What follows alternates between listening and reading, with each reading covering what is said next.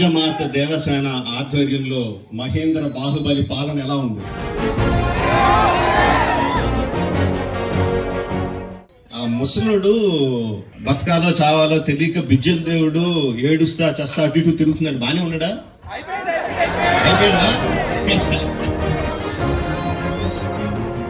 ఎంత ప్రేమ చూపించారండి మీరు మా మీద, బాహుబలి మీద.